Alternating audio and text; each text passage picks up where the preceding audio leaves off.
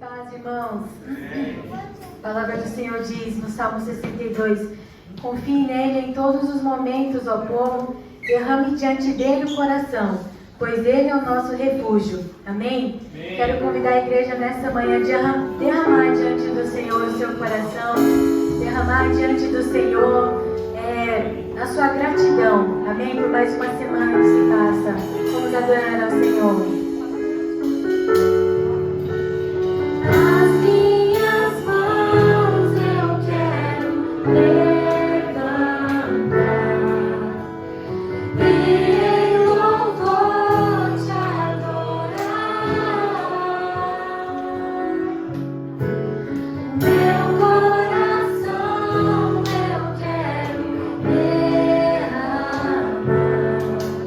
Diante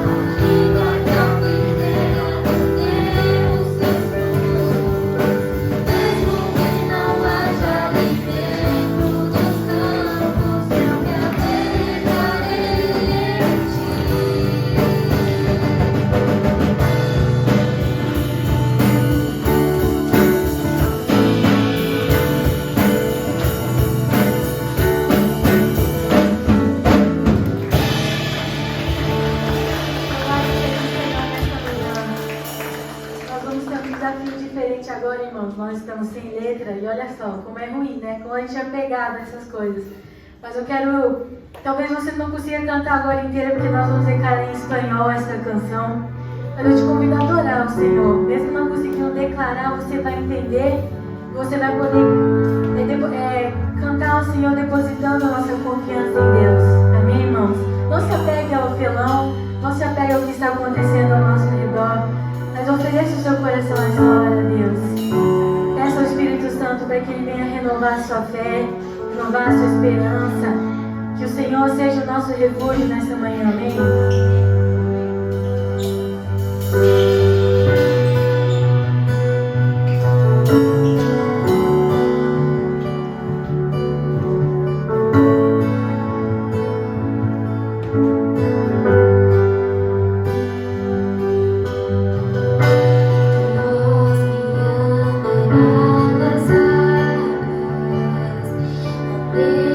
Mis pies pueden fallar.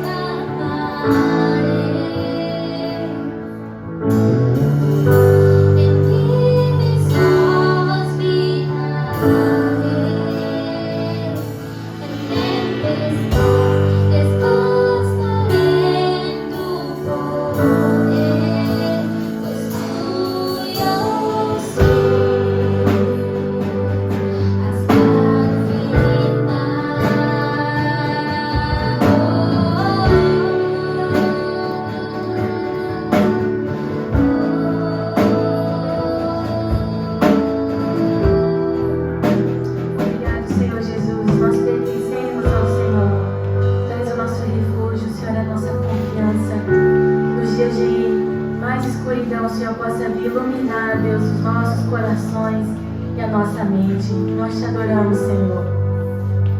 Quero convidar os irmãos nesta hora a preparar a sua oferta, o seu dízimo. Aqueles que prepararam vão poder trazer. Eu queria ler apenas um versículo que está no Salmo 81, versículo 11 e 12. Mas meu povo não me quis escutar a voz, Israel não me atendeu. Assim deixei-o andar na teimosia do seu coração, que siga os seus próprios conselhos.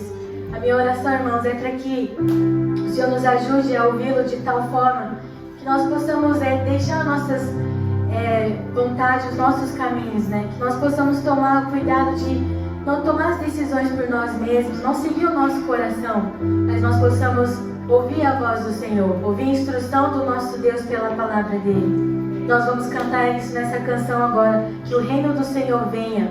Assim como o Senhor Jesus ensinou a orar, que a vontade do Senhor seja feita aqui na terra, assim como é feita nos céus. Amém?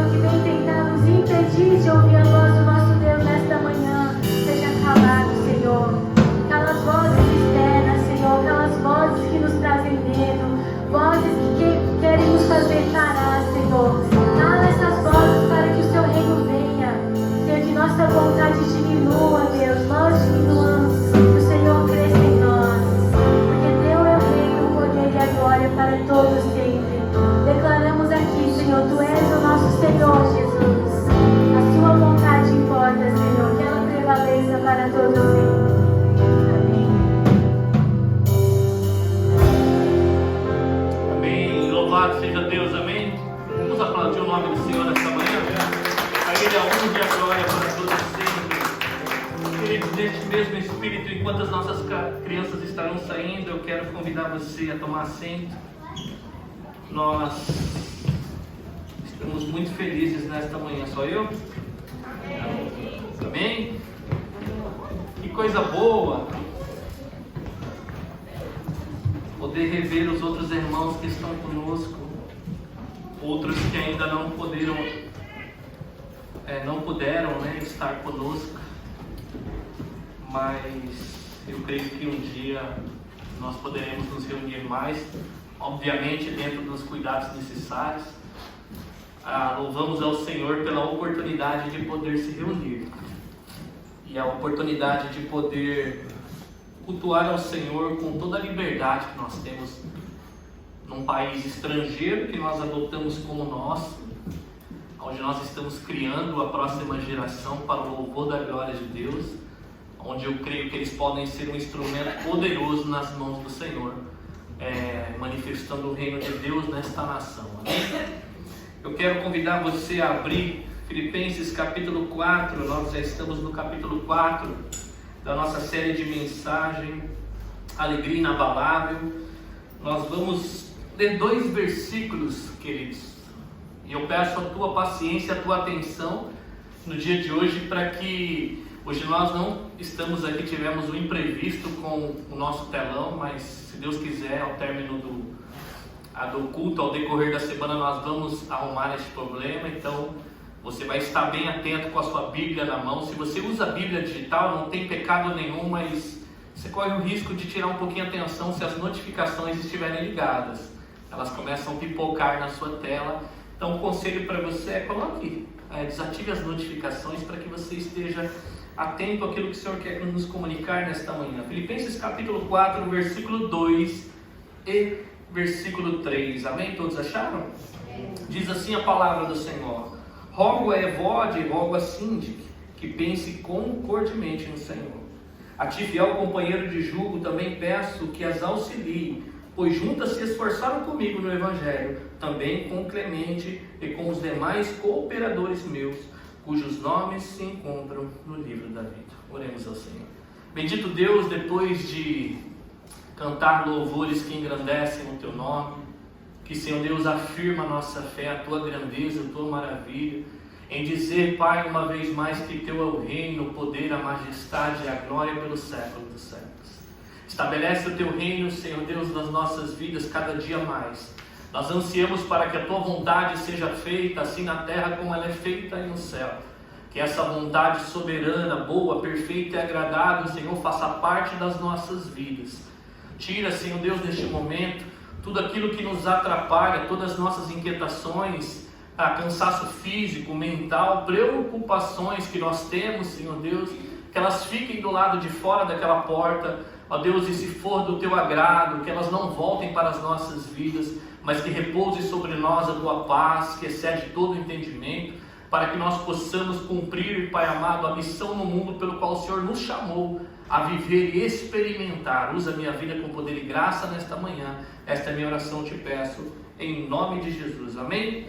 Queridos, em nível de introdução, eu queria trazer para você, para nós conectarmos a passagem anterior que começa no versículo 17 do capítulo 3, aonde o apóstolo Paulo ali exorta a igreja a eles terem um padrão de imitação. Então nós queremos partir do entendimento, e nós temos falado muito sobre discipulado, fazer missões, fazer discípulos. Eu quero crer que você já tem entendido, se você está caminhando conosco, que a maneira de nós fazermos discípulos vai além das nossas palavras. Elas precisam ser comunicadas, ela tem que passar pelo entendimento. A fé vem pelo ouvir e ouvir a palavra de Deus. Mas nós, além disso tudo, nós devemos incorporar a palavra. Nós devemos tomar posse dela, no bom sentido aqui, tomar posse para que ela faça parte da nossa vida. Para que dentro de uma comunidade que nós vivemos, nós possamos ter pessoas que são referências, que as pessoas olhem para membros de nossas igrejas e não tenha sombra de dúvida que aquela pessoa se está parecendo com Cristo ao ler as Escrituras. Eu vou descartar que você já entende que eu não estou falando sobre perfeição aqui. O apóstolo Paulo mesmo disse também nas passagens anteriores que eu não alcancei a perfeição, mas uma coisa eu faço, eu prossigo para o alvo da soberana vocação em Cristo Jesus, amém? Porque o cristão maduro é aquele que ele tem um entendimento que ele precisa crescer na fé. O maduro cristão é aquele que tem um entendimento que não conhece a Jesus como ele deveria conhecer ainda. Há muito para se parecer com Cristo na nossa vida e há muito para se conhecer de Cristo. Mas eu quero crer, queridos, que você já experimentou o suficiente para estar aqui nessa manhã rendido aos pés de Cristo, amém? O suficiente nós temos, mas ainda nós não experimentamos ainda. Cristo é infinito, você vai passar a eternidade procurando conhecê-lo, e Ele na eternidade vai continuar te maravilhando e te maravilhando e te maravilhando dia após dia. Olha essa relação que Deus nos chamou, aonde nós começamos a experimentar como igreja hoje. Mas é interessante que essa relação com Deus, ela atinge a nossa vida presente. Nós ainda não experimentamos de maneira plena, nós ainda não se parecemos com Cristo de maneira plena, mas esse processo já começou na nossa vida.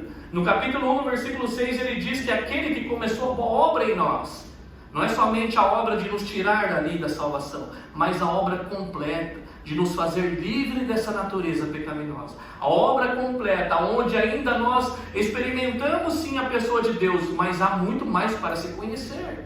E esse processo, o apóstolo Paulo, ele começa lá no capítulo 1, ele vai fazendo uma construção, onde ele vai chegar aqui, nesse grupo da igreja, e falar assim: olha, há pessoas no meio de vocês sim, que são dignas de serem imitadas, mas nem todos. Tomem cuidado, porque, queridos, nem sempre, nós sabemos disso, você que é cristão, ou você que está chegando agora, estar na igreja é cristão? Não necessariamente. O que eu estou falando cristão, eu não estou falando de nominal, aquele que poderia falar, né, existe o católico não praticante, mas na prática também existe o cristão não praticante, aquele que professa a sua fé. E no grupo aqui, na passagem anterior, havia homens e mulheres, provavelmente, que o apóstolo Paulo denomina eles como inimigo da cruz.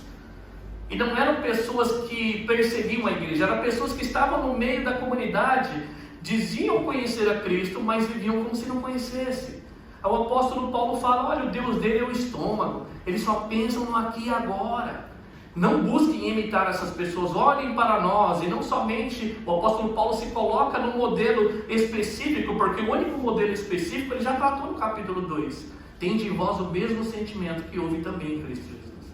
Mas quando ele se refere a nós, é porque ele quer mostrar que ele não é exclusivo. Deus não está só obrando na vida de Paulo, Deus está obrando na vida dos membros da igreja. Deus não somente obra na minha vida, mas Ele obra na de vocês também, amém? Porque foi o mesmo Deus que me salvou, salvou vocês também da condenação e também do poderio do pecado. E aí ele chama, então imite essas pessoas e não busque imitar os inimigos da cruz. E aí ele mostra lá, o destino deles é perdição. Porque nós podemos ser tentados no meio cristão a desculpar, ou encontrar uma desculpa e um modelo que se diz supostamente cristão para que nós venhamos justificar os nossos pecados. Aí eu faço por quê? Porque fulano faz. E eu tenho tratado na última mensagem que, para nossa infelicidade, os modelos cristãos, muitos deles, não vou generalizar porque eu não posso fazer isso, mas muitos deles não são dignos de serem imitados. Eu não estou falando isso porque eu sou bom, porque eu sou perfeito, é porque as Escrituras apresentam de que maneira que nós devemos viver. Modelos onde cantores gospel jovens se casam e dali 3 meses separam e fica tudo certo.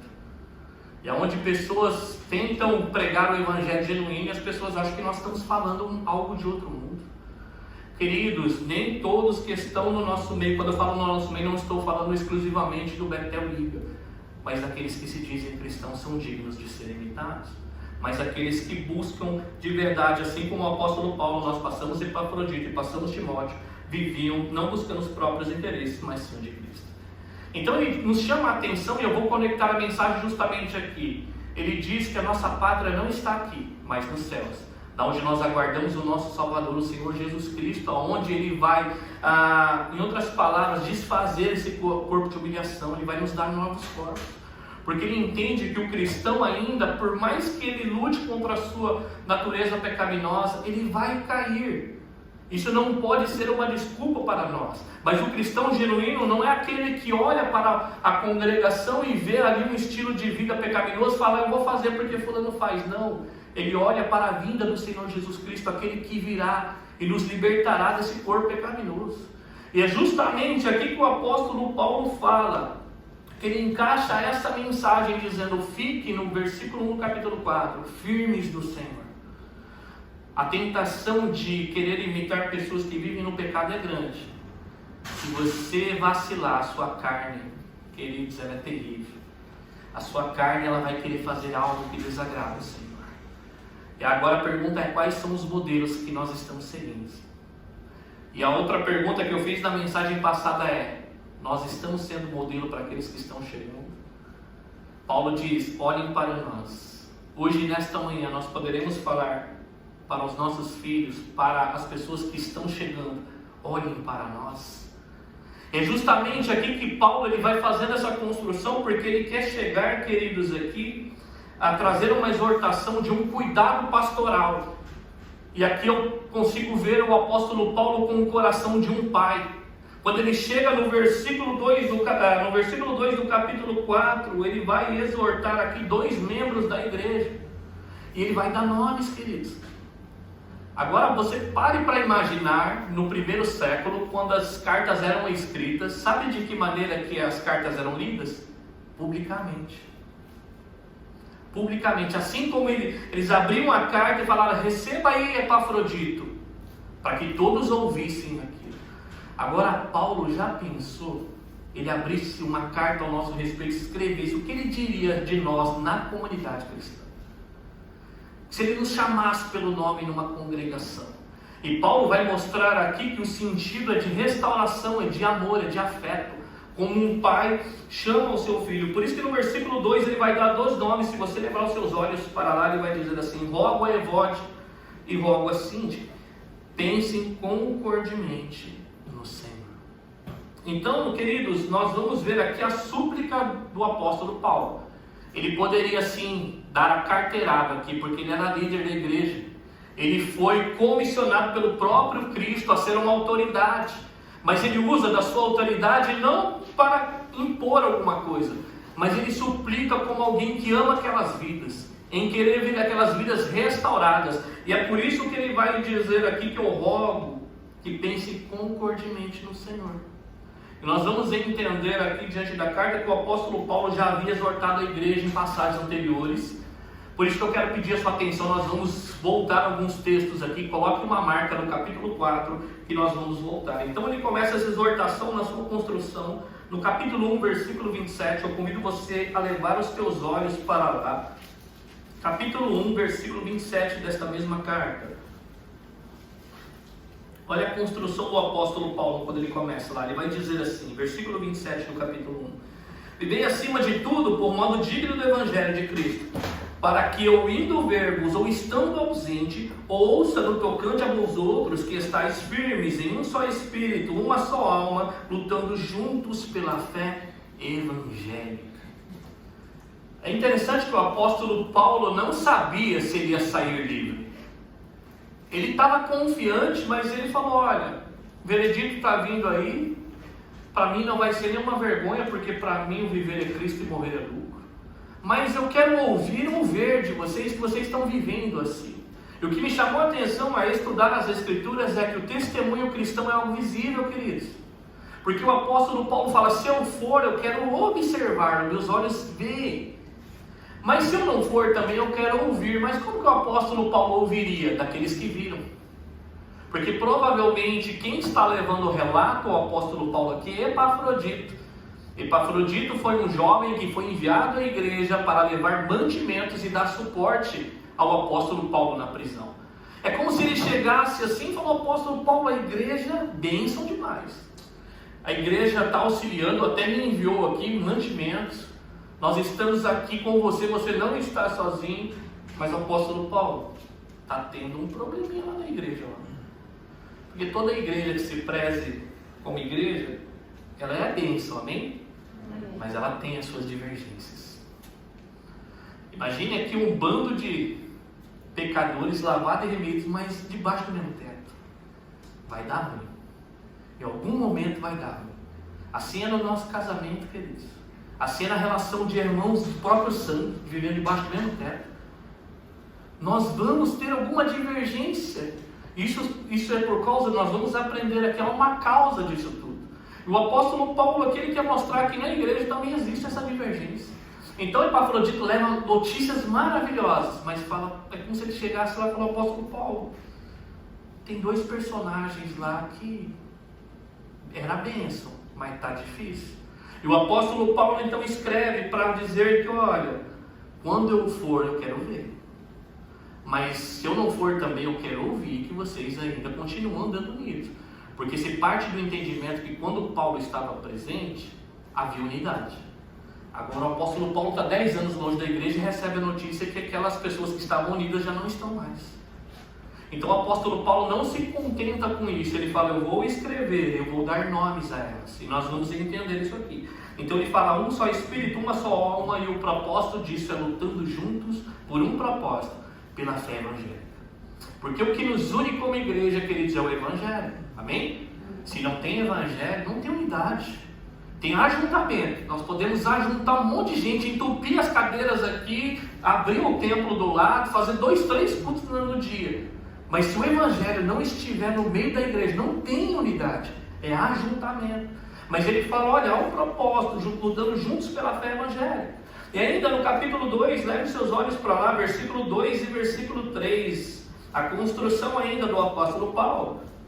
Capítulo 2, versículo 2 e versículo 3 diz assim, completai a minha alegria, de modo que penseis as mesmas coisas, tenhais o mesmo amor, sejais unidos de alma, tendo o mesmo sentimento. Versículo 3, não façais por partidarismo ou vanglória, mas por humildade, considerando cada um aos outros superior a si mesmos. Então ele fala de que maneira que nós devemos fazer para completar a alegria de Paulo, não que a alegria de Paulo não seja Cristo, mas sabe quando você está com a sua fé em Cristo e você não tem dúvida daquilo, mas quando você olha para o corpo de Cristo entristece seu coração? Ou você fala assim, poderia ser melhor? É isso que Paulo está dizendo. Ele fala que ele morreria por Cristo. A alegria de Paulo é Cristo e eu creio que de vocês também. Mas queridos, você ter a alegria em Cristo e ver o corpo dele, a igreja, se mordendo, se pegando, é tristeza para o nosso coração. Ou ainda talvez não de maneira que deveria ser, ainda fala, dá para avançar um pouco mais. Dá para nós nos unirmos mais. Dá para a gente acreditar que o irmãozinho vai ser restaurado mais. Dá para a gente deixar o nosso eu de lado um pouco mais. Dá para a gente completar essa alegria. Então, queridos, nós estamos nesse processo da carreira que o apóstolo Paulo falou. Eu não alcancei, mas estou prosseguindo. A igreja na unidade, na comunhão do Espírito, ela ainda não alcançou o que deveria alcançar. Mas ela não deve se gloriar daquilo que aconteceu já. Nossa, a nossa igreja era tão unida antes. Como se Deus não pudesse fazer mais. Ah, mas era tão boa a nossa união. Mas e agora, queridos? A gente não completou a carreira. A gente precisa avançar. Se foi bom, glória a Deus por isso. Mas nós não podemos ser saudosistas. Para nada na vida espiritual. O que Deus fez na sua vida, se você está respirando, não é tudo que Deus ainda pode fazer através da sua vida e na sua vida. Então ele fala aqui que ele sim chama essa igreja para fazer e pensar nas mesmas coisas. E as mesmas coisas aqui eu já tenho tratado na igreja. Não é uniformidade. Aqui é unidade de espírito. No que concerne o reino de Deus, queridos, nós temos que andar na mesma linha. Agora, se a cortina é azul, o outro vai falar que gosta de outra cor. A gente vai negociar isso, a gente vai chegar num acordo, mas essas coisas menores, que não tem a ver com o Evangelho, ela não pode nos separar. E mesmo assim, talvez nós podemos sim fazer, mas ele diz que nós podemos fazer da maneira errada, no versículo 3 do capítulo 2, nada façais por partidarismo ou vanglória. Aí eu faço por quê? Porque eu estou pensando no meu grupo. Aí eu faço porque vanglória, sabe, e é um negócio difícil, esse negócio de vanglória, é só o Espírito Santo para tratar o nosso coração. Porque aos que estão nos observando, nossa, está fazendo, servo de Deus, serva de Deus. Mas esse vanglória aqui, o apóstolo Paulo está exortando o coração. Porque quem vai saber que é vanglória somos nós que estamos fazendo. Porque poderia vir a exortação, é para unir, vamos se unir. Mas será que o interesse é o interesse de Cristo? Será que não é uma vanglória? Será que não é para alimentar o nosso ego? Será que não é partidarismo? É do interesse do meu grupo. O grupo A e o grupo B da igreja. Não pode, queridos. Hoje nós temos uma divisão de fileiras aqui. Não quer dizer que nós somos o grupo A e o grupo B da igreja. Nós somos o mesmo corpo em Cristo Jesus, amém? E Paulo ainda no versículo 14 e 15 deste mesmo capítulo 2, ele diz lá: fazei tudo sem murmurações nem contendas, para que vos torneis irrepreensíveis e sinceros filhos de Deus, inculpáveis no meio de uma geração pervertida e corrompida, na qual resplandeceis como luzeiros no mundo. Aí ele diz que nós devemos ainda fazer sem murmurar. Quem lembra da murmuração? Sabe que você faz, mas você, por dentro você está assim? Sabe quando o pai chama o filho? Aí ele vai, mas ele dá aquela resmungada, sabe? Aí nós que somos pais, muitas vezes falamos assim: se é para fazer desse jeito, precisa não. Isso é murmuração. Eu até faço, sabe? Mas não estou a fim de fazer. Aí ele fala que quem faz desse jeito é essa geração corrompida, a geração mimimi. Reclama de tudo. Tudo arruma um motivo para reclamar. E fala: gente, no corpo de Cristo não pode ser assim. Vocês não podem ser essa geração mimimi. Vocês têm que ser filhos de Deus inculpáveis diante de uma geração corrompida, como vocês são luzeiros. E aí qual é o que ele tratou no capítulo 2 como exemplo? Ele pega o texto, um dos textos mais cristológicos da Bíblia, para dizer assim: tende em vós o mesmo sentimento que houve em Cristo Jesus. Porque a boa teologia tem que nos levar à boa autopraxia. A boa teologia tem que desaguar na nossa vida. Nós batemos no peito como bedelinos, muitas vezes nós temos a teologia. Nós temos os credos apostólicos. Gente do céu, isso não impressiona a Deus. Também não vamos falar, vamos viver a prática sem Bíblia. Não tem como, essas duas coisas têm que andar juntas. Por isso aqui, o apóstolo Paulo é evangelho puro. Ele transmite, mas quando ele olha para a igreja e fala assim: oh, por favor, completa a minha alegria. Tenha o mesmo modo de pensar, não faz com partidarismo, nem busque essa vanglória, porque a glória humana é vã. Se você está procurando o reconhecimento humano, aplauso, a partir do momento que eles aplaudirem você, está o seu pagamento aí. A partir do momento que você faz alguma coisa na igreja para alguém te elogiar, quando ele te elogiar, recebeu o seu pagamento. Por isso que Jesus exorta muitas vezes a nós fazermos com o nosso coração. Que aquilo que faz uma mão, que a outra não fique sabendo, não quer dizer que nós vamos fazer tudo no secreto, mas é a intenção do nosso coração. A unidade, queridos, do corpo de Cristo tem que partir de um coração sincero, que ele ainda vai dizer no versículo 15 do capítulo 2, para que vos torneis irrepreensíveis e sinceros. Porque os filhos de Deus são aqueles que fazem de sinceridade de coração. E aí ele mostra lá para nós que nós devemos ter o mesmo sentimento ou atitude de Cristo Jesus. Jesus só teve vontade de fazer? Não, ele fez. Ele só fez por fazer? Não, ele teve vontade. O cristão é aquele que parte da sua vontade interna. E como eu vou fazer isso? Externalizando aquela verdade. Agora o hipócrita é aquele que faz de maneira externa, mas por dentro ele está: por mim fazer não. Só vou fazer porque ou estão me observando, ou é para minha glória, ou porque eu vou ganhar alguma coisa com isso. Mas a exortação aqui, queridos, é que nós devemos buscar aquilo que é de Cristo e não de nós mesmos, amém? Então Evode sim, que nós vamos entender, volte para o texto lá, no capítulo 4, nós vamos entender que eram mulheres da igreja de Filipos, queridos. O que vai ficar claro aqui para nós é que eram mulheres influentes. Tudo parece aqui que eram mulheres que eram influentes dentro da igreja, eram duas mulheres, Evode e Síntique. Queridos, e conflito entre pessoas influentes dentro da igreja gera instabilidade. Qualquer divisão no corpo de Cristo vai causar dano, alguma espécie de dano. Mas quando parte, queridos, de pessoas que têm influência na igreja, isso causa um estrago muito grande. E se acredita que essas duas mulheres eram mulheres influentes dentro da igreja. Por isso que a exortação ainda no versículo 2, no capítulo 2, do versículo 2, quando ele diz: pensem as mesmas coisas, tendes o mesmo amor, sejam unidos de alma, tendo o mesmo sentimento. Quando ele diz pense as mesmas coisas aqui, queridos, é pela fé evangélica. Quando ele vai dizer ali o mesmo amor, é o amor uns pelos outros, unidos em amor, não fazer acepção de pessoas. Nós temos as nossas preferências, mas no que diz amor nós devemos ser imparciais, unidos de alma, ou algumas versões vai dizer ali no capítulo 2, no versículo 2, unidos de espírito, ou seja, unidos de disposição, todos falando a mesma língua. E quando ele fala ali o mesmo sentimento, a mesma atitude, são os mesmos afetos uns pelos outros. É aquilo que Jesus fazia. Ele não viu nada de bom em nós para que pudesse falar, compensa, vou amar. Todos nós somos faltosos diante de Deus.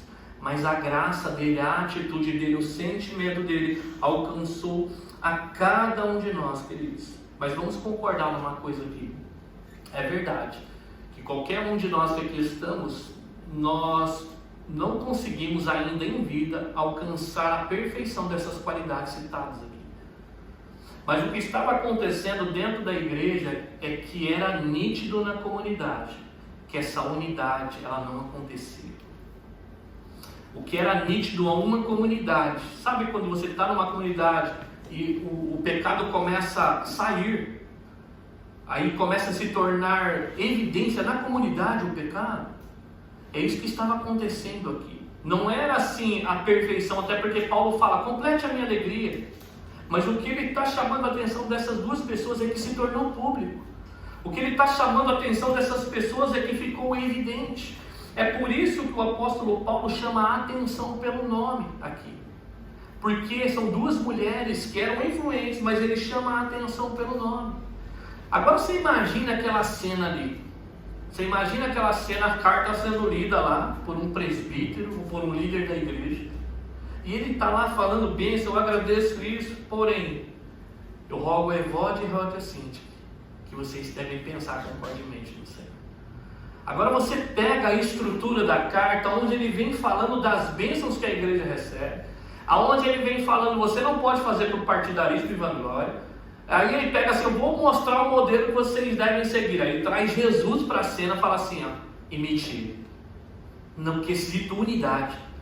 Agora eu fico imaginando quando chega nesse episódio da carta, ele fala assim, Evode e Cíntia, vocês duas, pense concordemente no Senhor. É como se o apóstolo Paulo estivesse falando, e aí? Vão levantar da cadeira, vão dar um abraço aí? Porque já não havia argumentos para elas aqui, por que nós devemos nos unir? Porque Paulo já veio falando tudo a respeito dessa unidade. Quem promove essa unidade em nós? O apóstolo Paulo dá nomes, por quê? Porque havia se tornado público. Porque, queridos, nós temos que ter sabedoria na questão de restauração. Há pecados que não se tornam públicos, que podem ser tratados ali. Se o seu irmão pecar, vai você e ele, né? Se ele te ouvir, você ganhou o seu irmão, né? Que diz as Escrituras. Se ele não ouvir, traz mais um como testemunho. Se ele não ouvir, aí sim você leva para a igreja. Mas existem pecados na comunidade que se tornam públicos. E os pecados que se tornam públicos, que não são tratados, queridos, ele vai trazendo discordância. E, infelizmente, existem partidarismos dentro da igreja. Então tem o líder A e o líder B. Aí o que acontece? Quando esses líderes racham a igreja. Eu sou desse grupo aqui. E você? Não, eu sou do outro lado. Irmãos, isso contamina de uma maneira. Eu tenho um testemunho onde nós passamos de uma das igrejas, onde eu sabia de uma divergência. Só que não era público. Eu já estava desconfiando, não era público. Aí tal, um dos líderes, um já era líder, o outro foi destinado líder. Aí o que foi destinado líder, ele queria que todas as pessoas da igreja participassem do seu ministério. E é louvável, queridos, quando o líder chama você para participar do corpo de Cristo. Isso não é pecado nenhum. Mas quando o outro líder estava naquele momento lá, a pessoa não ia nem para a igreja. E aí começou a ficar estranho. Uma vez, duas vezes, três vezes. Aí começou a gerar burburinho. Por que fulano faz, ele quer que todo mundo apoie, e quando o outro está lá, ele nem aparece na igreja? Isso começou a tornar evidente dentro do corpo de Cristo. E precisam ser tratados. E graças a Deus que foi tratado. Porque isso já começou a criar, eu vou mais com a cara do fulano. E você, não, eu vou mais com a cara do ciclano. E aí quando a gente vai ver, a igreja está rachada. Por isso que igrejas se dividem hoje, precisam ser restauradas. E aí estava tornando aqui evidente o pecado dessas mulheres, queridos. Mas o que nós vamos entender diante das Escrituras é que ninguém pode estar em paz com Deus e desavença com seu irmão em Cristo. Ninguém. Você pode até viver um período, tá? Mas o Espírito Santo vai te incomodar. Eu tenho certeza, se você é um cristão e tem o Espírito Santo, se você sonhar com aquela pessoa lá, ela vai te trazer de volta. E você trombar com essa pessoa na rua, você vai precisar arrumar esse problema. Porque não tem como nós vivermos em unidade, em paz com Cristo Jesus, em desavença com o nosso irmão. É justamente isso que em Mateus, convido você a ir lá comigo, capítulo 5, texto muito conhecido, mas eu quero fazer você relembrar. Infelizmente nós não temos a projeção, por isso que fica um pouco corrido para vocês aí. Mateus capítulo 5, do versículo 23 ao 24. Olha o ensinamento do Senhor Jesus. Mateus 5, 23 e 24. Olha o que diz lá. Portanto, se você estiver apresentando a sua oferta diante do altar e ali lembrar de seu irmão tem algo contra você, deixe sua oferta ali, diante do altar, e vá primeiro reconciliar-se com o seu irmão. Depois volte e apresente a sua oferta. O que quer dizer aqui, queridos? Não quer dizer que você vai depositar a oferta aqui agora e você lembrou que você tem que arrumar com seu irmão. Não coloca, não pecar, não vou colocar a oferta, vou lá primeiro arrumar com ele. A ideia aqui é que quando você depositava uma oferta, e é a mesma ideia hoje, a ideia é que você tenha a consciência da bondade de Deus para com você. Sabe o que você está fazendo ali? Você está falando, Deus, o Senhor é tão generoso comigo quando você deposita uma oferta. Você tem a clareza da bondade de Deus no seu coração. Aí ele fala, peraí, mas se você tem a clareza da bondade de Deus no seu coração, então você tem que desaguar essa bondade também. Por isso que a ideia é, se você for colocar e lembrar que seu irmão tem alguma coisa contra você, não é nem você contra ele, é lembrar que ele tem algum atrito contra você e falar, deixa aí a sua oferta e vá primeiro. Porque a ideia aqui de deixar a sua oferta é que a reconciliação com o nosso próximo ela é urgente. Tenta aí brigar com o seu esposo, tenta não, né? De vez em quando a gente não precisa nem tentar, né? Já sai a natureza, a discussão que aquece. Tenta dormir 3 dias no sofá, maridos, e não reconcilia não, pra você ver a confusão que a gente vai arrumar. Quanto mais tempo passa, queridos, mais nós podemos endurecer o nosso coração e mais Satanás pode nos tentar. Quanto mais tempo passa, por isso que a ideia de deixar a oferta no altar aqui é a ideia de ser urgente a nossa reconciliação, de não passar tempo. Tá certo que muitas vezes quando nós estamos no meio de um atrito, o sangue quente, é melhor você se afastar naquele momento para não fazer besteira. Mas a partir daquele momento, queridos, você precisa buscar uma reconciliação. Você precisa então deixar a sua oferta no altar e reconciliar com o seu próximo. Amém? Por isso, queridos, nós vamos aprender diante da carta que é possível sim eu e você. É possível sim eu e você, apesar de sermos cristãos, de nós criarmos um desentendimento uns para com os outros. Por isso eu quero convidar você a olhar para a vida do apóstolo Paulo. Quem sabe aqui que Paulo teve um desentendimento? Quem lembra? Paulo teve um desentendimento aqui. Esse homem que está escrevendo para a igreja, para dizer assim, olha, eu rogo a vocês duas que pensem concordemente no Senhor, ele teve um desentendimento que foi eternizado nas Escrituras para o nosso ensinamento. Um homem que viveu na prática. Paulo era melhor? Não. Que nós vamos entender que há uma raiz que faz com que eu e você ainda vamos ter divergências. Por isso que olhe lá em Atos no capítulo 12, o apóstolo Paulo aqui, depois de ele ir numa missão e levantar ofertas ali em Antioquia, para levar para Jerusalém, olha o que ele vai dizer ali. Atos capítulo 12, versículo 25, vai dizer assim, tendo terminado sua missão, Barnabé e Saulo voltaram de Jerusalém, levando consigo João, também chamado Marcos. Então a missão aqui era levar ofertas levantadas em Antioquia para Jerusalém. E aí, quando eles voltaram para Jerusalém, de Jerusalém para Antioquia, eles dizem aqui que eles chamam Marcos para ir com eles. E depois de estarem ali adorando e jejuando por um tempo, eles vão então para a sua obra missionária, que está no versículo 2, que eu não vou ler, mas você pode ler com paciência na sua casa. Então eles partem ali para a sua primeira obra missionária no capítulo 13, logo no versículo 1. Eles resolvem levar esse jovem chamado João Marcos com eles.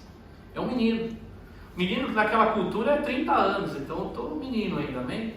Então era um menino, era um jovem, era talvez inexperiente da vida, nós não sabemos, as escrituras não nos apresentam isso, mas eles levam.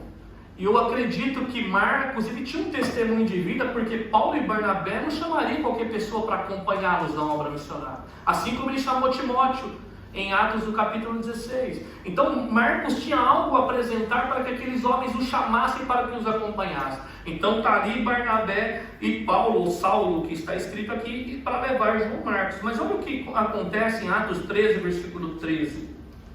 Olha o que acontece em certo ponto dessa viagem. Atos 13, 13 diz assim: de Pafos, Paulo e seus companheiros navegaram para Perge na Panfilha. João os deixou ali e voltou para Jerusalém. Então eles levaram Marcos. Marcos provavelmente tinha credenciais, ele tinha no seu estilo de vida testificado de fato que ele era um cristão verdadeiro. Mas aí quando eles avançam ali de Pafos, e aí quando eles navegam ali para Perge na Panfilha, ele diz que João Marcos aqui, o Marcos, ele fala: fui, vão aí vocês, vou mais não. É muita especulação aqui, comentaristas tentam especular o que aconteceu, porque naquele tempo havia muitas doenças. Poderia ser as enfermidades, né, o coronavírus, tá aí, de a gente ser contaminado. Poderia ser a inexperiência, poderia ser a saudade da família. Poderia ser, sei lá, foi na minha emoção, eu tomei a decisão de ir e agora eu estou aqui. E ele vai e abandona os seus companheiros de viagem. E aí é interessante que ao abandonar eles, há uma segunda viagem missionária.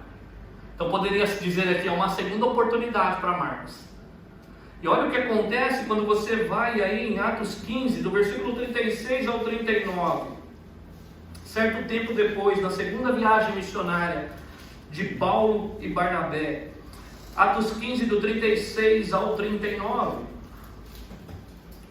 Alguns dias depois, disse Paulo a Barnabé: voltemos agora para visitar os irmãos por todas as cidades das quais anunciamos a palavra de Deus, para ver como passam. Versículo 37, Barnabé queria levar também João, chamado Marcos. Mas olha só a resposta do apóstolo Paulo: mas Paulo não achava justo levarem aquele que afastara desde a Panfilha, não os acompanhando no trabalho. Houve entre eles tal desavença que vieram separar-se. Aí agora Barnabé, que é parente aqui de João, que ora vai ser chamado João, ora vai ser chamado Marcos, fala: vamos aí para ver como que tá as igrejas que nós plantamos. Aí agora Barnabé fala: então, ok, eu queria levar meu parente aí. E aí Paulo não concorda com aquela ação. É como se Paulo falasse: quem? Aquele que nos abandonou no meio do trajeto? Não vai levar não. Eu não vou. Se você quiser, você vai com ele, eu não vou. Houve tal desavença, dois homens cheios do Espírito Santo, capaz de morrer por causa de Cristo. Mas houve desavença entre eles. E aí o que eles fazem aqui? Depois vieram a separar-se. Então Barnabé levou consigo Marcos e navegou para Chipre. Barnabé poderia pensar assim por um momento, né? Pô, por causa de você eu separei do apóstolo Paulo, também não vou levar você não. Mas Barnabé, por algum motivo, ele decidiu dar uma chance para Marcos. O apóstolo Paulo seguiu para um lado. Nós vamos ver, claro, que nos planos eternos de Deus, Deus usou isso para que o evangelho se expandisse ainda mais. Mas aqui houve uma desavença. A responsabilidade humana estava ali. E Deus pegou essa responsabilidade humana e fez com que o evangelho progredisse. Mas Barnabé não passou a mão. O texto não fala que ele passou a mão na cabeça de Marcos, mas ele resolveu levar Marcos. Em outras palavras, para discipular aquele jovem. E é interessante ali, quando nós vamos mais para frente, queridos, nós vamos perceber que houve sim desavença, mas o apóstolo Paulo reconcilia com Marcos. Permaneceu um tempo, houve sim um mal entendido, mas quando você vai ali em Colossenses, capítulo 4, versículo 10 e versículo 11.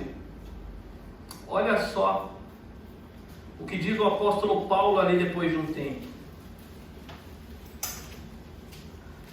Colossenses capítulo 4, versículo 10 e versículo 11 diz assim: Aristarco, meu companheiro de prisão, envia saudações, bem como Marcos, primo de quem?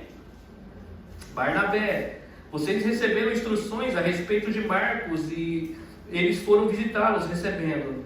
Jesus, chamado Justo, também envia saudações. Esses são os únicos da circuncisão, que são meus cooperadores em favor do reino de Deus. Eles têm sido uma fonte de ânimo para mim. Agora ele manda saudações e ele diz que Marcos, é interessante que as Escrituras nos apresentam que não é qualquer Marcos, porque poderia ser um outro Marcos aqui. Ah, mas será que é mesmo aquele que abandonou, que teve a desavença? O autor aqui, ele teve a capacidade, claro que direcionado pelo Espírito Santo, de dizer que esse Marcos era primo de Barnabé. Eles eram meio cooperadores. E aí ele diz no final do versículo 11, tem sido uma fonte de ânimo para mim. Então você percebe aqui que houve uma restauração. Marcos e Paulo se reconciliaram, agora Paulo está trabalhando do lado, na mesma obra, pensando concordemente no Senhor, não buscando os próprios interesses. Houve sim, mas o apóstolo Paulo tinha uma autoridade para falar da igreja: reconcilie-se. O apóstolo Paulo teve uma experiência, acredita que Colossenses foi escrito antes de Filipenses. Então se acredita aqui, os comentaristas, que o apóstolo Paulo já havia passado por aquela experiência. E agora ele está vendo pessoas que estão tendo a mesma desavença. O que ele faz? Não, cada um decide, não. Houve arrependimento na minha vida, eu quero que elas se reconciliem também. E aí você vai ver ainda, 2 Timóteo capítulo 4, versículo 11, eu vou ler para você, ele vai dizer: traga Marcos com você, diz a Timóteo, porque ele é útil para mim no ministério. Quem? Aquele menino que abandonou você? Ele é útil para mim. Ele fala: traga os livros, traz a capa que eu deixei. Ah, muito frio, ok, mas traz também uma pessoa que é muito querida minha. No final da vida de Paulo, Paulo fala que aquele menino é útil, porque ele passou pelo processo. Ele ainda não havia alcançado o alvo, assim como eu e você, mas ele prosseguia para alcançar o prêmio da soberana vocação. Ele estava sendo restaurado. Assim como Paulo teve uma desavença, nós vamos ver Paulo reconciliando com ele aqui. E sabe quem é esse Marcos aqui que deixou Paulo e Barnabé um dia? É aquele que escreveu o Evangelho de Marcos. É aquele menino que foi restaurado. Barnabé leva ele, reconcilia com Paulo. Paulo fala: traz ele aí no final da minha vida, ele é útil para mim. É aquele menino que escreve o primeiro dos Evangelhos. É aquele que é restaurado por Deus e ele é útil na obra de Deus, aonde ele passou por aquelas viagens missionárias. E você acredita que Marcos ainda teve um discipulado com Pedro? E diz que muito do que ele bebeu para escrever os evangelhos veio de Pedro, porque Pedro foi testemunha ocular, ele andou com Cristo. E aí esse mesmo Marcos aqui, ele não foi abandonado pelo caminho, apesar das suas falhas. E aí nós vamos ver aqui diante, se você voltar no texto, Filipenses capítulo 4, não especifica quem estava errado aqui, se era Evódia ou se era Síndico. Até porque ele fala: eu rogo a Evódia e também rogo a Síndico, porque Paulo é imparcial na ação. Porque na ação de restauração, queridos, pouco importa quem começou. Importa que tem que haver reconciliação. Quem começou aqui? Marcos começou a desavença. Não fica claro se foi Marcos que depois entrou em contato, mandou um telefonema lá para Paulo e falou: vamos reconciliar. Não fica claro. Mas houve aqui a evidência que houve reconciliação. Queridos, deve haver reconciliação se nós somos filhos de Deus. Por isso que nós vamos ver aqui, queridos, que há um problema entre nós, e esse problema pode causar, sim, muitas desavenças entre nós. E aí é interessante aqui que o apóstolo Paulo, quando diz ali no capítulo 4, para essas mulheres, falando para que elas venham se reconciliar, ele não dá para elas uma condição assim: olha, se a condição for favorável, reconcilie-se. Né? Se os astros se alinharem, reconcilie-se. Se o tempo estiver bom, então faça isso, queridos. Porque muitas vezes, o que acontece? Isso aqui não é só para a nossa unidade do corpo, mas para qualquer pecado. Se nós não tivermos humildade para buscar uma restauração em Deus, nós vamos querer achar o problema do lado de fora. Ah, mas quem mandou me tentar? Se não me tentasse, não ia acontecer. Queridos, as circunstâncias externas só vêm para alimentar aquilo que está no nosso coração. É ali que o problema está sendo feito. É o nosso coração. Não era a circunstância externa assim. Poderia ser Evódia que havia começado, ou poderia ser ambas, ou poderia ser a outra. E aí nós não podemos jamais estar justificando como cristão que nós agimos dessa maneira porque houve uma circunstância. Porque você me irrita, se você não me irritar está tudo certo. Então nós colocamos uma condicional, mas aqui nós sabemos que o problema, queridos, das nossas desavenças ou qualquer outro pecado é um problema do coração humano. É por isso que vai haver desavenças, porque o nosso coração ainda está sendo trabalhado. Por isso que Tiago, olhe para lá comigo, Tiago capítulo 4, você já conhece esse versículo se você está no nosso meio. Tiago 4, versículo 1. O Tiago aqui ele vai falar de onde vêm as nossas contendas, os nossos atritos, as nossas desavenças. Tiago capítulo 4, versículo 1. Ele vai dizer assim, uma pergunta retórica, então ele já tem uma resposta. De onde vêm as guerras e contendas que há entre vocês? Aí ele vai responder, não vem das paixões que guerreiam dentro de vocês? Havia problemas também de monte ali, quando o Tiago escreve aquelas igrejas ali. Aí ele pergunta, de onde que vêm as contendas que há entre vocês? As brigas, as desavenças, as separações. A pergunta aqui é uma pergunta retórica, porque não vem do lado externo, vem do nosso coração. E é ali que ele aponta para dizer, vem das paixões que guerreiam dentro de vocês, dentro de nós. E isso aqui é muito comum, se você já passou por um discipulado, ou se você teve a oportunidade de estudar, ou até mesmo de aconselhar casais, é complicado. Senta os dois ali, pastor, a culpa é dele. Pastor, você não conhece minha mulher. Se você conhecesse. Porque a gente está procurando ainda o problema dos nossos atritos no outro. E na verdade os atritos acontecem dentro de nós. É dentro de nós que o nosso coração precisa, querido, ser tratado. E é ali que o Evangelho está trabalhando. O Evangelho não quer moldar a sua aparência, ela não quer ensinar você a como preparar os talheres da sua mesa, a como estender a sua cama e procurar ter um ambiente agradável, que tudo isso pode ajudar, queridos, mas o problema do homem é no coração. Nós podemos sim fazer muitas coisas dentro da igreja que aparentemente as pessoas vão estar juntas pelo menos, queridos. Mas eu falo para você estar junto como igreja, tem que haver atrito. Mas esses atritos não podem nos levar ao ponto de nos separar. Porque eu falo para você, são pecadores que estão unidos debaixo do mesmo teto. Por isso que você congregar numa igreja vai exigir de você renúncia. Você congregar numa igreja vai exigir de você que você ame o seu irmão assim como ele é. Vai exigir de você que você concorde com o irmão, não porque ele gosta da cor vermelha ou preta, mas porque ele ama o mesmo Jesus que você. E quando eu falo que você concorde, queridos, você já está comigo um tempo, eu não estou falando assim, viu o pecado? Fecha o olho, não é isso que eu estou dizendo. Eu estou dizendo que há indiferenças entre nós, que podem causar divisões entre nós. Mas a ideia aqui do apóstolo Paulo, ao escrever para aquela igreja, pode assim haver desavenças, porque o nosso problema está no coração. E ainda nós não alcançamos aquilo que deveríamos alcançar. Deus está obrando em nós, mas isso não pode ser uma desculpa para nós vivermos separados um do outro. Nós podemos sim restaurar em Cristo Jesus, e o chamado aqui é para dentro do nosso coração, queridos, para que nós venhamos olhar para nós. Quando houver um atrito entre nós sabemos que o problema é mais profundo. E é justamente ali que o Evangelho está trabalhando em nós, queridos. E qual foi a última vez, queridos, que nós buscamos no Senhor pedindo que Ele governe o nosso coração? Hoje nós cantamos aqui a oração do Pai Nosso. É uma das orações mais lindas, foi a oração modelo que Jesus ensinou a orar. E uma das coisas mais difíceis é de verdade experimentar, faça a tua vontade. E é interessante que ele faz uma comparação de como que é a vontade de Deus, como não é no céu, onde todos estão ali ansiando para fazer a vontade do Pai. Quando eu falo faz a tua vontade, vem o teu reino, Senhor, vai estabelecendo sobre nós. Vem sobre nós, vem como igreja. Isso é uma oração da igreja, querido. Isso não é uma oração de ímpio, não. Isso não é uma oração de um jogo de futebol. Quem já jogou futebol aqui sabe disso. A gente vai para o vestiário e faz essa oração como se fosse um mantra. Pai nosso que está no céu. A gente nem sabe o que está falando.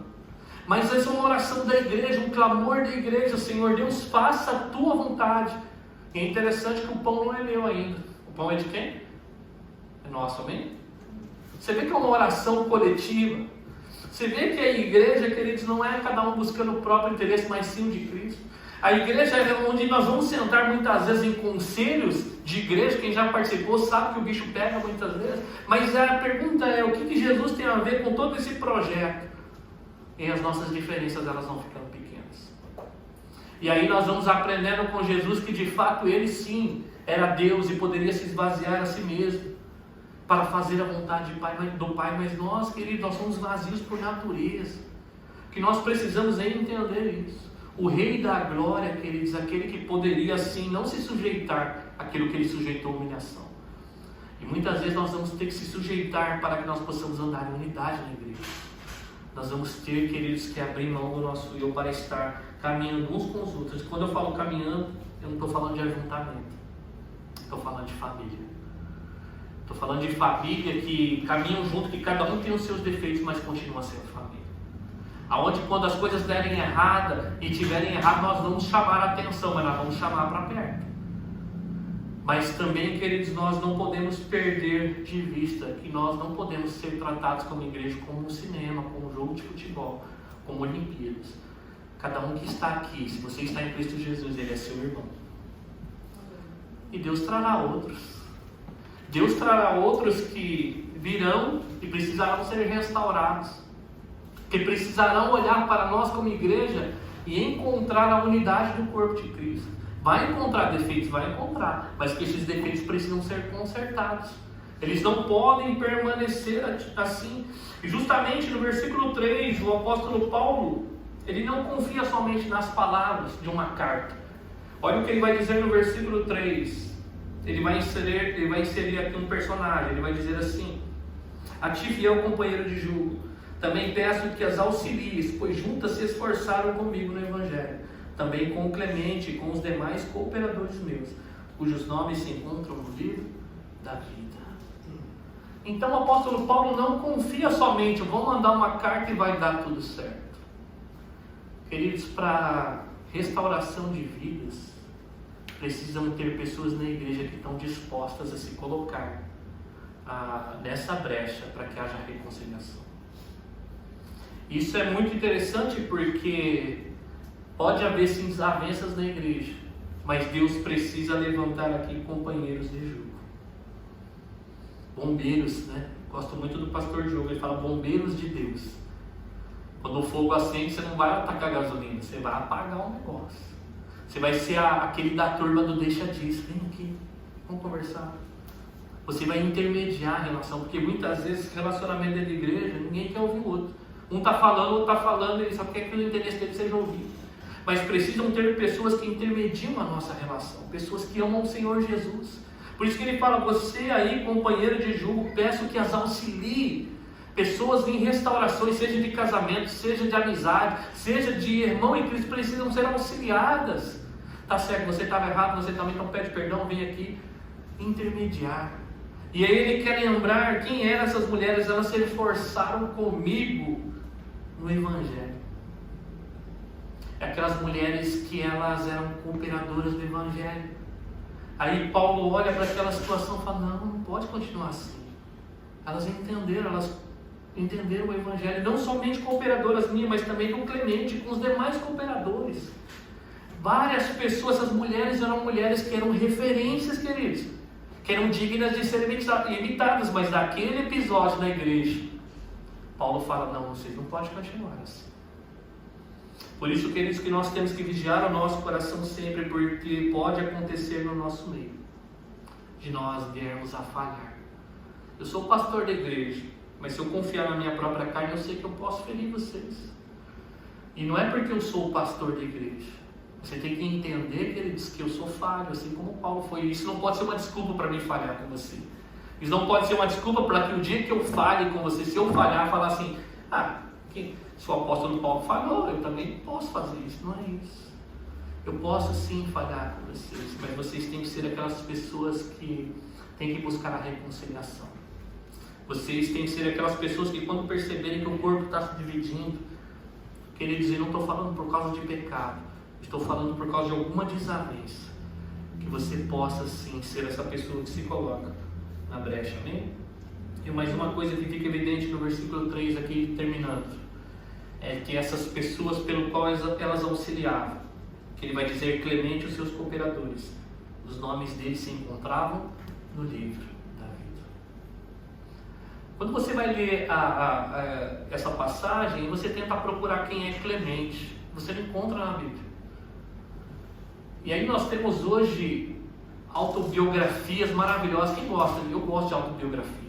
Você vai ler documentários autobiográficos, você vai ler um livro, você conhece a história das pessoas. Esses dias eu estava vendo a história da esposa do Obama no documentário. Para conhecer um pouco da história das pessoas, nós não conhecemos toda a história. É maravilhoso. Mas eu quero falar para você que talvez assim como eu, ninguém vai conhecer a sua história. Talvez você não deixe um livro. Talvez na sua rede social o máximo que as pessoas podem ver, lá de Goiânia, né? Acabou. Mas eles não sabem a sua vivência, não sabem o que você passou, não sabem para onde você está indo, aonde você veio. A gente não tem informações de Clemente aqui. Só sabe que ele era um homem que amava o Senhor Jesus, amém? Essa é a única informação que você precisa ter no seu coração. Talvez você não vai ser reconhecido, mesmo na comunidade servindo. Talvez você senta aqui e fala, pastor, eu não sou ninguém na comunidade. Eu falei, queridos, você serve a Cristo, você é o mais privilegiado de todos aqui. Talvez as pessoas digam, pode não te conhecer. Talvez uma liderança dentro da igreja pode não reconhecer o seu serviço a Cristo. Mas o mais importante, queridos, é o que Cristo reconhece. Talvez você não tenha o seu nome na calçada da fama. Talvez você não tenha o seu nome reconhecido no mural de uma plantação de igreja. Mas se seu nome estiver reconhecido no livro da vida, essa é a maior bênção que você pode receber. A pergunta é, o nosso nome está escrito lá? Porque a única maneira de o nosso nome estar escrito lá, quer dizer, através do sangue de Cristo. Quando você vai ler Apocalipse, ele fala que é o livro do Cordeiro. Quem é digno de abrir o livro e desatar os selos? João, ele fica desesperado e não vê ninguém. E aí aparece aquela voz e fala, não chore, João. O Cordeiro venceu. Ele é digno de abrir o livro e desatar o livro da história, e muito mais do que isso, queridos, os nossos nomes no livro da vida. Essas mulheres estavam ali, a única coisa que nós sabemos sobre elas é que havia uma desavença. Nós não conhecemos o final da história. Mas, queridos, eu quero convidar você a entender que você precisa conhecer o final da sua história. Não fica claro aqui se essas mulheres restauraram ou não. Fica claro aqui que o passado delas era um passado glorioso. Mas eu quero falar para você, queridos, que o que importa é como nós vamos terminar essa vida aqui. Nós somos falhos. Paulo falhou, mas ele terminou a vida falando, traz aquele menino lá. Traz Marcos comigo. Ele é útil. E aí está Marcos restaurado.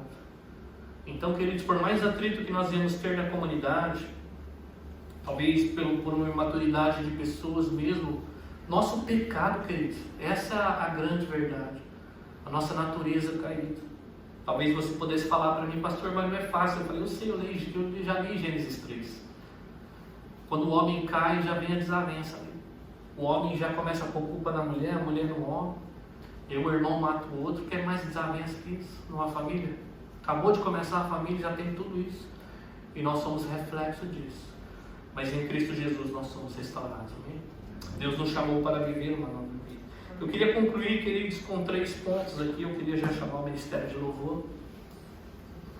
Eu queria concluir com 3 pontos aqui. O primeiro deles é que as desavenças entre irmãos na fé podem causar danos na igreja. Nunca pense assim, mas é eu com ele, ninguém tem nada a ver com isso. Biblicamente falando, se você faz parte da igreja de Cristo, não do ajuntamento, nós temos a ver com isso. Não porque, queridos, nós temos que se meter na sua vida, mas porque nós somos um corpo. E se um corpo está precisando, se um corpo topou o seu dedinho numa quina da porta, Se ele está sofrendo, a igreja precisa intermediar tudo isso. Da mesma maneira, queridos, que a igreja sofre com essas desavenças, a igreja ela precisa ter a autoridade, a humildade, o amor de colocar na brecha para ser pessoas que intermediam essa reconciliação. Então seja o primeiro. Quando você perceber que houve um mal-entendido, não estique mais isso. Se não se tornou público, vai até lá e tente consertar. Se tornou público, pode ter certeza que o líder da igreja vai se encarregar daquilo. Mas se não tornou público uma desavença, vai até o seu irmão, fala com ele. Se ele aceitar, você ganha. Se leva mais um, se ele também não aceitar, então ele não quer reconciliação. Como é que ele vai viver num corpo que foi chamado para viver em reconciliação em Cristo Jesus? Então nós precisamos ser essas pessoas. Nós somos chamados a pensarmos concordemente no Senhor. E para que isso aconteça, nós não estamos aqui para buscar o nosso próprio interesse, mas sim os de Cristo Jesus, amém? É nesse evangelho que nos une que nós devemos caminhar. E a terceira aplicação é por causa da nossa natureza caída. Pode sim haver desavenças entre nós. Mas se você é um filho de Deus também, queridos, você foi chamado a se reconciliar com o seu irmão. Isso é uma evidência que o Espírito Santo está trabalhando em você. E Deus muitas vezes vai nos tratar de fato. Seja no nosso casamento, seja na área ministerial, seja como corpo de Cristo. Quando nós estivermos em falta com o nosso irmão, o Espírito Santo vai incomodar o nosso coração e esse é o meu desejo. Que o Espírito Santo restaure pessoas que estiverem no nosso meio, futuras pessoas que chegarem, a fazer o que fez com Marcos. Marcos, ele sim foi faltoso, ele sim abandonou os companheiros no meio do ministério, mas Marcos foi reconciliado. Que Deus possa reconciliar tanto vidas quanto o nosso relacionamento, amém? Eu quero convidar você a ficar de pé nesta manhã.